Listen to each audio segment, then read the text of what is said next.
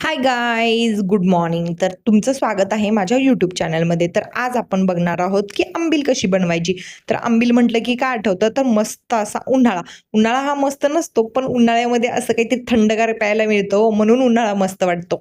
तर एका वाटीमध्ये आपण काय करायचं, पोह्याच्या चमच्याचं 1.5 चमचा नाचणीचं पीठ घ्यायचं, त्याच्यामध्ये पाणी टाकायचं आणि छान असं फेटून घ्यायचं. त्याच्यामध्ये काही सुद्धा लम्स राहिले नाही पाहिजे. आणि परत थोडंसं पाणी टाकायचं आणि परत फेटून घ्यायचं आणि पाण्यासारखं पातळ झालं पाहिजे, लम्स नसले पाहिजेत, तसं हे फेटून घ्यायचं. थोडंसं जास्त पाणी घ्या आणि पाण्यासारखं पातळ करून घ्या. हे पाण्यासारखं पातळ झालं की साईड बाय साईड 4-5 लसूण सोलून घ्यायचे आणि सोललेले लसूण हे अर्ध कच्चे चेचायचे. अर्ध कच्चे का चेचायचे? कारण की आंबील पिताना ही लसूण दाताखाली आलं पाहिजे, त्याची चव ही वेगळीच लागते. तर मग एका पातेल्यामध्ये काय करायचं, लसूण लसूण टाकायचा, म्हणजे तेलात लसूण टाकायचा आणि हे लसूण ब्राऊन होऊपर्यंत भाजायचे.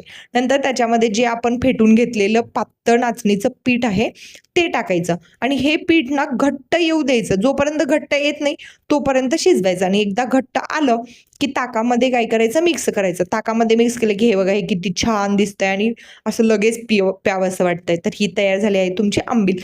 Thanks for watching.